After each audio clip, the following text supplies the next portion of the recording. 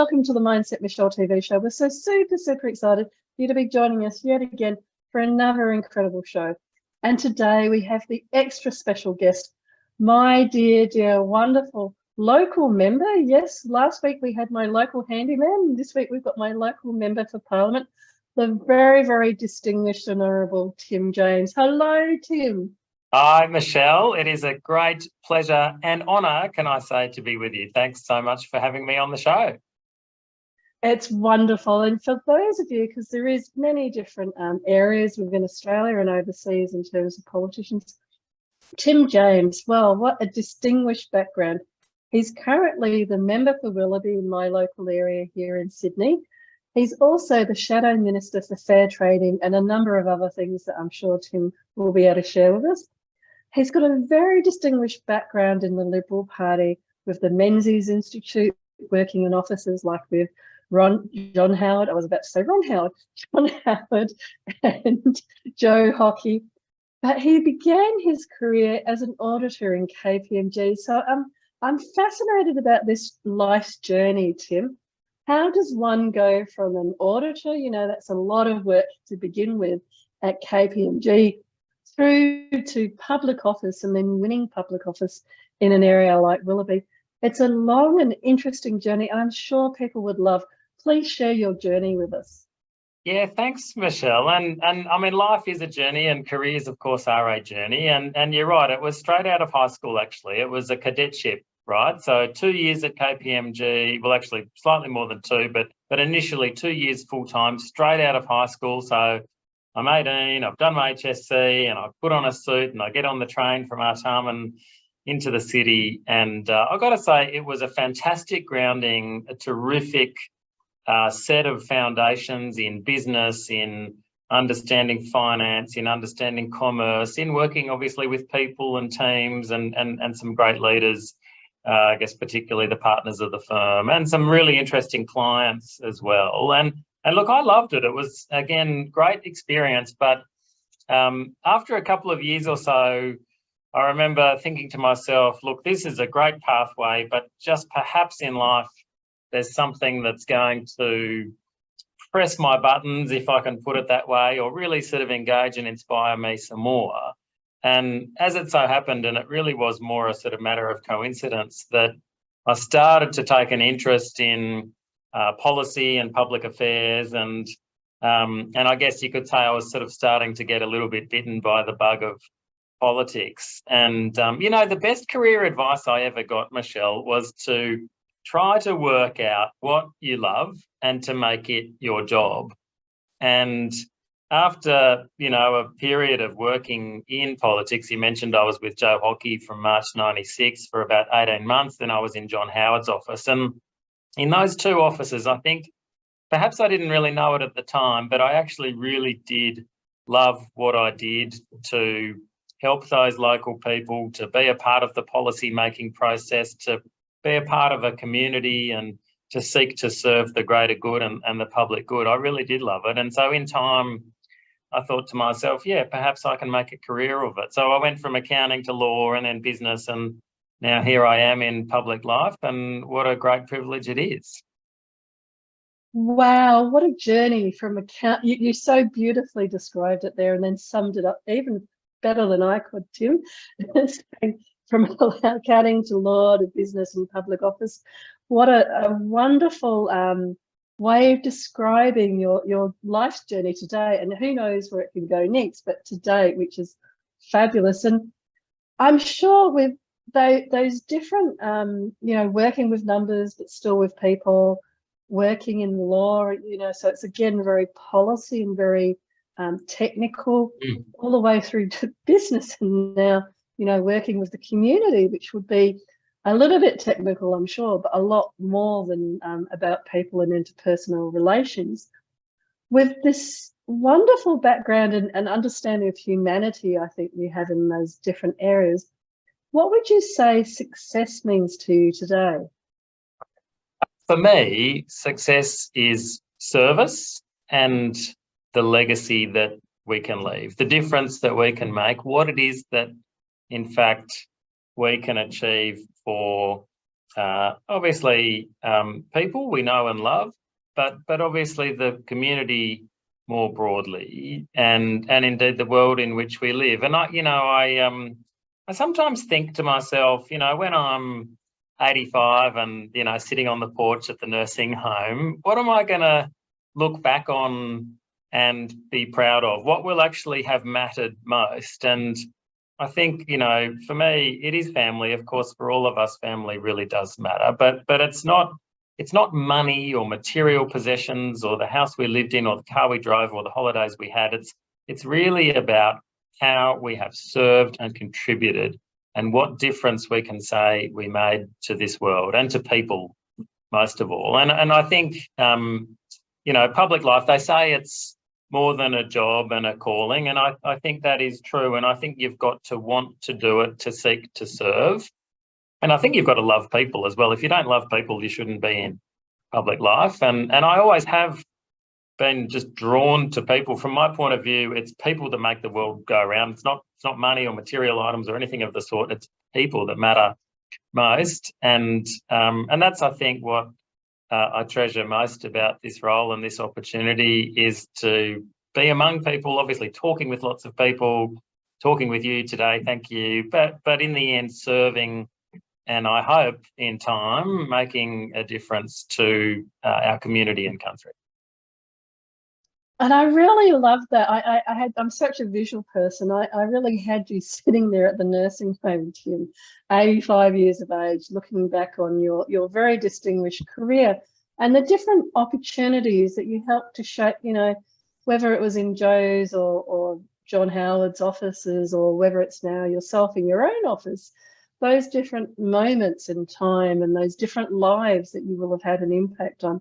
So I really love how you've described success as being about that service and that legacy, and looking back when you're 185, perhaps even, from that nursing home on that distinguished career.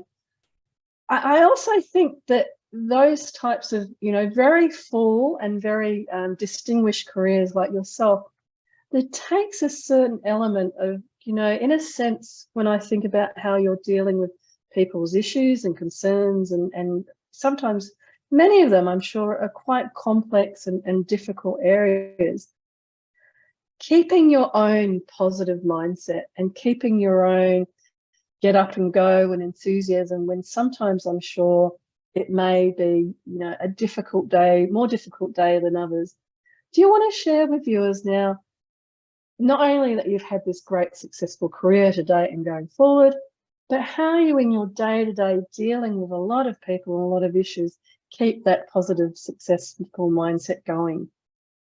Yeah, thanks, Michelle. Look, I've always been a natural optimist. I think maybe that's nature, nurture, some combination of the two, or other factors. Where that comes from, it's hard to say. But I guess we're all a product of, our upbringings, and, I'm very fortunate to have come from such a strong, loving family, and I will never take that for granted.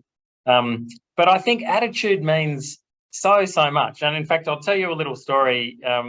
Our eldest daughter, Chloe, was just in the public speaking competition at her school, and they had a choice from a range of topics. And one of the topics was, a positive attitude means so much, or words to that effect. And so Chloe, quite independently, without my sort of nudging her, she chose that topic and delivered a really great speech, and really sort of thought it through and did a bit of sort of homework on it. And really, a positive attitude does mean just so much. And, we all have, our gifts, our opportunities, our pathways, and our challenges in life. But a positive attitude, I think, can get you to so many more places and spaces. And I think it is something that serves you and strengthens you as you go along. And we all have our sort of good days and not so good days, and we're all human, right? But I think to just keep positive, to keep believing, obviously, in yourself, not having tickets on yourself without being overly confident, but believing in,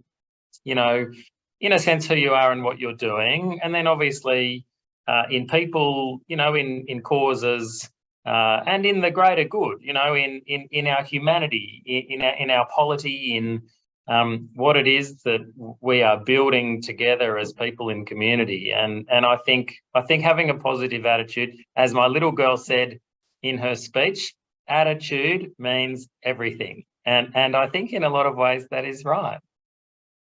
What a wonderful, wonderful example. Thank you so much for sharing, and congratulations to Chloe. We did have a little bit of a technical, but I'm sure people heard, because your voice was still going through, even though the image flicked a little bit. But what a wonderful, wonderful suggestion about, and so great that Chloe picked it up herself, about that positive attitude. And she won, by the way. She won the public speaking competition for her year at school. So very, very proud, Dad. And yeah, we're immensely proud of all of our kids. But that was great for Chloe. Wonderful. And I think you're doing two things here, Tim. Not just sharing the tip about the positive attitude, but also sharing the tip about a bragging parent, you know, being proud of your children's accomplishments. And I'm sure you don't need to, but some parents, you know, living vicariously through the children's accomplishments as well, because it is something to be proud as a parent about, you know. It's a sign that she's continuing that self-confidence that you were so eloquently describing you gained from your parents and from your background. Yeah. And I think that it's a wonderful example of this continuity in that space. And the only thing I would add to that around positive attitude is sometimes people, when they hear something like that, they might think that they have to be positive the whole time. And then if something comes along, they can start beating themselves up in a sense. And I use the phrase positive focus, and I'm sure that that's what you meant as well. Yes. So that if something happens, you don't kind of ignore what happened and diminish what happened to you, but you recalibrate back to the positive focus or positive attitude after you've dealt with what's going on. Yeah, I think that's right, Michelle. Well said. And you know, something that this is just a personal view, right? Like I don't think in this modern era, in this busy sort of 24/7 online digital kind of life that we seem to all lead these days, I don't think we actually express and sort of show enough gratitude for what we have, for where we live, for the freedoms we enjoy, the opportunities that are so present to us in this part of the world. You know, we are immensely fortunate. I like to say, whenever I give a speech to a citizenship ceremony to welcome new Australians, I always like to say that either to be born in Australia or to become an Australian, as they are, in my view, is to win the lottery of life. Our country is not perfect, but I think we are the best country in the world in so many ways for so many reasons. And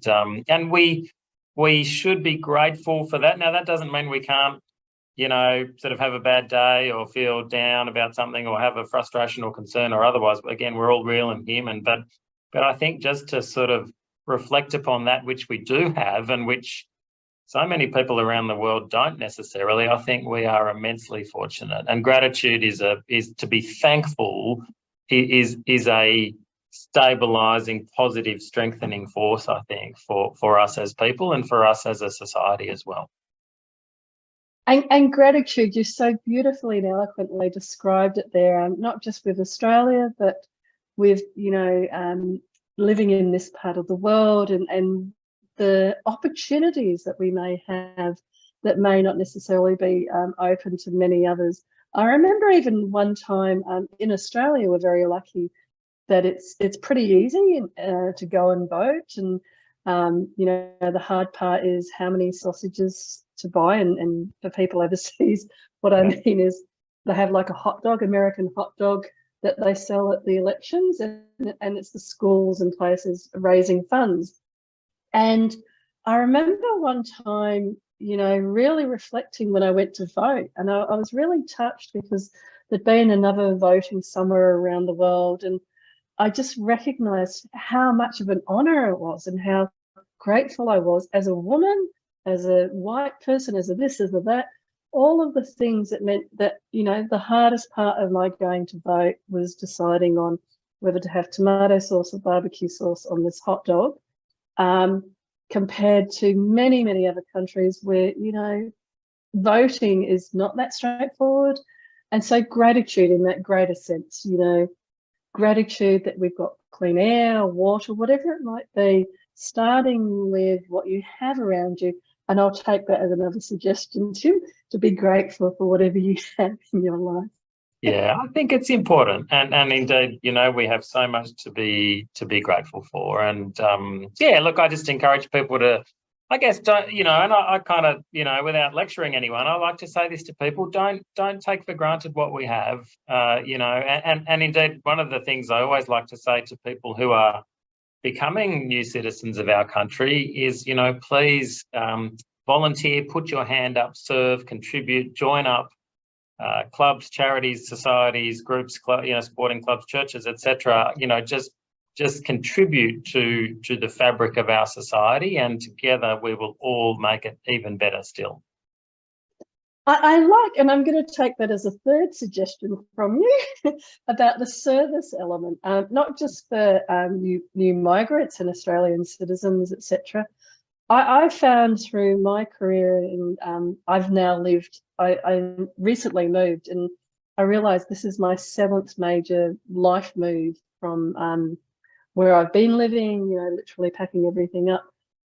And what I found is, you know, getting engaged in the local community, becoming engaged in local social groups or groups, whatever they may be, but becoming involved in serving in some way. So I've been chief fun officer, I've been this, I've been that, I've been all sorts of different names, typically names I make up myself in these different positions. But it helps to create that community, helps to socialise you. And also, I think when you serve, it takes you outside of yourself. And sometimes we can get so caught up with what's going on in our own lives that when we serve and give to others, it is a great suggestion. Thank you, Tim, because it helps you to get out of your own way and see the benefits of things that you have in your own life. Yeah, I really like that, you know, the Rotary slogan, service above self. I think like they are such great words. It's such a positive sentiment. And, you know, I think, I mean, I love Rotary, and there are lots of great sort of clubs and charities like it, of course, and we're fortunate in this part of the world to have good, strong Rotary clubs. And I just pluck that out as one example. But that notion of service above self, you know, the idea that, you know, giving is more valuable and more precious than to receive, I think that is such a great sort of promise and sentiment. And, you know, the more people can put that into practice, the better our world will be. Yeah, I agree. And Rotary is a great example. Lions, Zonta, there's so many different, again, you know, even being grateful for the fact that we have there's so many options to choose from in Australia and overseas, you know, in many countries. There's different groups that people can, I'm sure, sign up and help out with, international groups or even local groups. The thing about humanity is that there's always other people to serve and to help and to be grateful, bringing those beautiful things together about the positive attitude, the gratitude, and the service. And what other suggestions might you have for creating that successful mindset?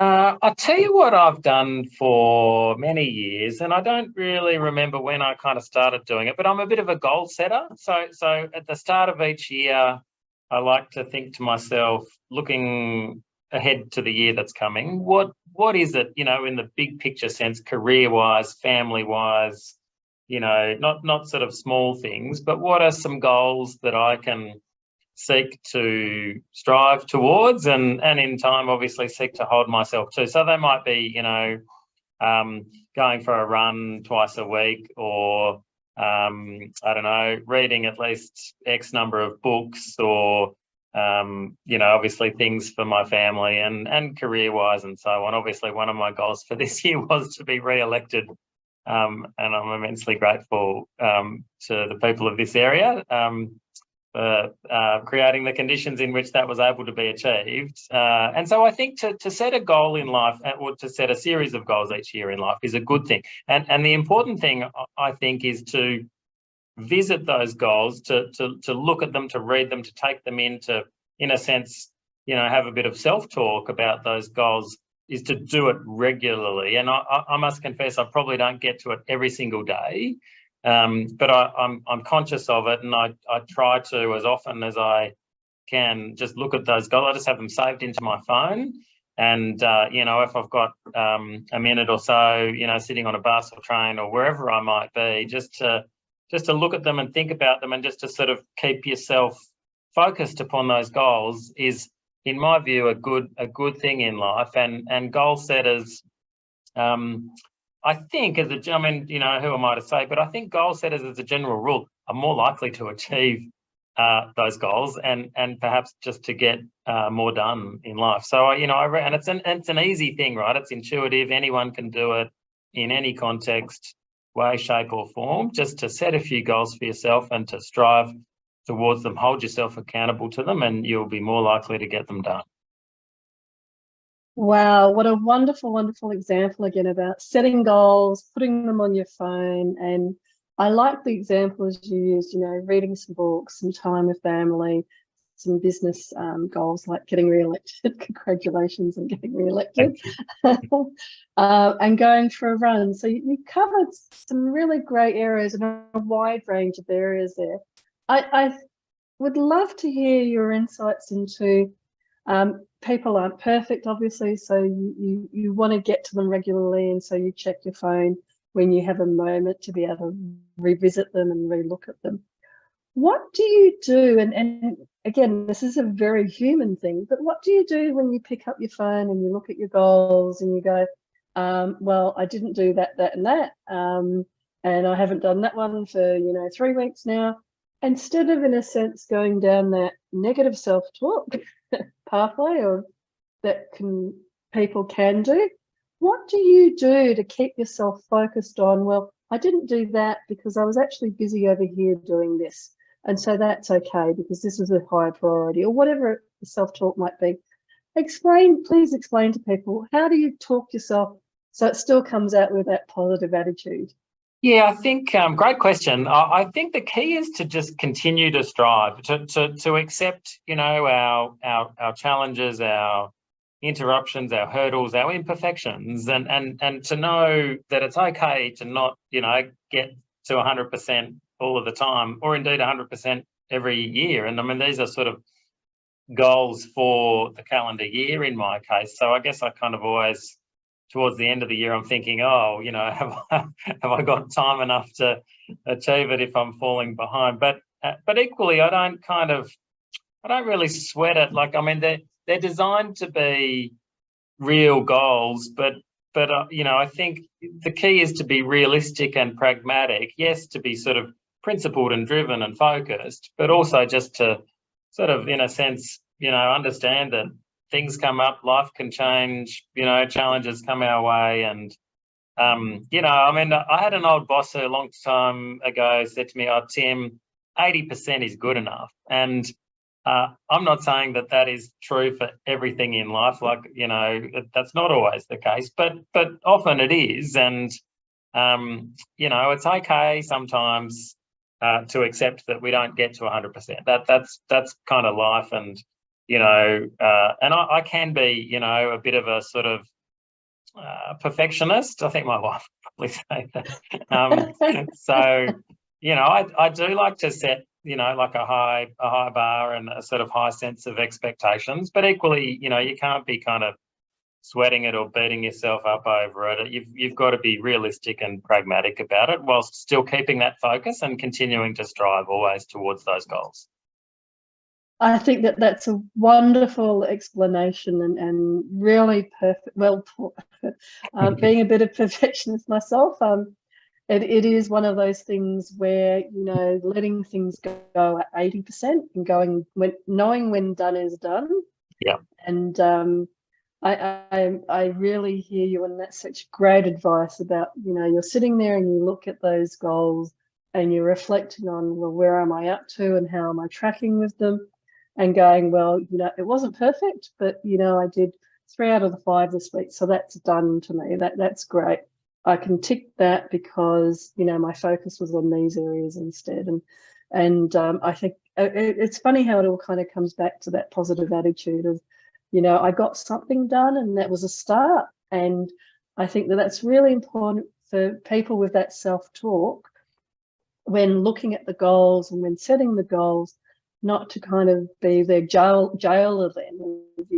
You're not going to get out of jail unless you completely finish it and it's perfect and all of that. Yeah, well said. I think, I mean, we don't want to like tie ourselves up in knots, but equally we do, you want to kind of set some expectations and indeed to have those goals. So I mean, sometimes it's a bit of it's a balance, but also like things can change, like like in the course of a year, of course, a lot can happen, right? Like, and things will come your way, surprises, unforeseen opportunities, pathways, hurdles, etc. So, just to know that, life is not a straight line, and sometimes, we can kind of go the long way to get towards a goal, or sometimes it can surprise us and we can get there more quickly than we realize. And sometimes there are huge sort of difficulties and hurdles along the way, but to just continue to, persist and to seek those goals, I think, and there are some goals, of course, in a sense. I mean, I try to sort of change them up a bit year on year, but there are some that I guess, in terms of sort of health and family and so on, are pretty kind of consistent, obviously, for good reason. So, you sort of say to yourself, well, look, we're playing the long game. One of my favorite expressions in life is, I'm playing the long game. It's not about quick wins, although sometimes they are possible and you can achieve them, but it's that sort of longer pattern, that kind of consistent, onwards and upwards sort of approach and hopefully activity that I think can get you places in life. I love that, not playing the long game. The way that I always think of it is that life is a marathon, not a sprint. And so those milestones and goals and things that you set, and that's why I loved how we started today talking about your life's journey, because your life's journey isn't a sprint. It's actually a marathon where, the first time round your life is as an auditor, the second time round it's a wonderful metaphor of how there's always, I think, in life there's boundless opportunities. If things don't necessarily work the first time, then you can come back again on the next sprint around. And the goal setting, I think, is a really positive way, because even if you met 69% this time around, you can get 70%. And anybody that does ultra marathons, it will always tell you about, it's always incrementally 0.1 of a second, 0.001 of a second beating your last time. Yeah, look, I think that's right. I try to see everything in life, I guess, as a sort of reward and or a lesson. I mean, I think we're always learning in life, and you can learn something from everyone. Every conversation, every interaction is precious, and we are constantly, no matter where we are, who we are, what we're doing, we are all learning. And I've sort of, I guess, tried to adopt that mindset along the way. And sometimes it can be a real reward, and sometimes it isn't. But so long as you are learning and growing and seeking to sort of develop, yourself, your career, your pathways, your opportunities, your family, your community, I think that's really important, to have that sort of mindset of constant learning and seeking to improve along the way, of course. Wonderful. And Tim, if people wanted to seek and learn more about you, what would be the best way for them to reach out and contact you?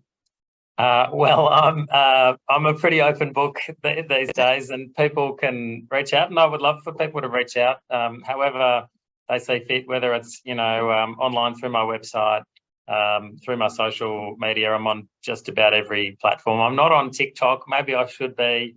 We can talk about that another time. I'm not on Snapchat either. Maybe I should be. I don't know. But I'm on most of the platforms. Equally, really happy, obviously, particularly for people in Willoughby, the area I'm very proud to represent, the community, I know and love. Really happy for people to drop into the office, to give us a call, to organise a chat. I love talking to people. Again, I think that has to come and does, for me, come hand in hand with public life. And once again, people make the world go round, and every conversation and every interaction really does matter. Wonderful. And Tim, one of my favourite questions is asking people, if you were to give some advice to your younger self, what might that advice be? Yeah, this is a great question, Michele. I think one piece of advice I would give my younger self is just treasure your family, and in particular when you're young, your grandparents. And I mean, sadly now all my grandparents are long gone, and it was only recently I lost my dad. And I think, those family connections, that history, those stories, what it is that our grandparents and parents have achieved in life, what it is that, in a sense, as they sat on the porch of the nursing home, 85 years old, what were they looking back on, proud of, reflecting upon? And I think that means a lot for younger generations. And I mean, I'm fortunate, my family is very, in a sense, well documented, and stories have been passed on from one generation to another. And, we have so much to be thankful for and to be proud of.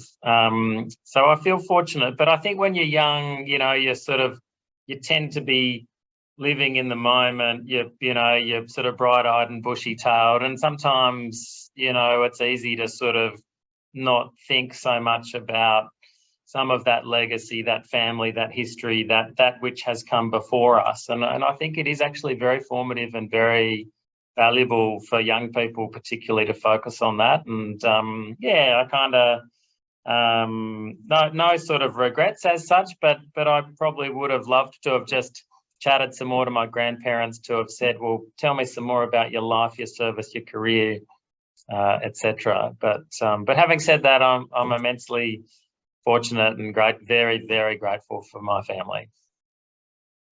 What a wonderful, wonderful, introspective, but also I can hear that, it's not a regret that you didn't have time, and it's well documented and all of that. But I can hear that, wouldn't there have been the luxury? And again, it's that thing with youth. You don't necessarily want to sit around as a younger person hearing the old stories, etc. But hearing some more of them and hearing them from the people to tell them. And I'm sorry again to hear about your father. Thank you. It's that those times, and I think that's what you're commenting on, the special moments that no amount of jobs or money or this or that can ever shake that special time with family. Yeah. As they say, the best things in life are free, and I think that's very true. Very true. It is. And again, I could talk so many hours with you, Tim. You're so incredibly generous with your time, but we have to bring the show to a close. So thank you so much, Tim Jones, for being on the show today. Great pleasure, Michele. I've enjoyed every minute of it. Happy to come back on anytime. So much more to talk about. But thank you for hosting this program, for sharing your thoughts, your insights, and your counsel for so many people. It means a great deal, and it's been my great pleasure. Thank you so much, Tim. And we are passionate about sharing these insights with whoever and wherever people come from, regardless of race, creed, colour and race, to help everybody who can see the show and hear the show to create that successful mindset for themselves, to empower them to be more grateful, and all of those wonderful, wonderful suggestions that you made today, Tim. But for now, it's the end of the show. So from my heart to your heart, be great, be fabulous, and be you.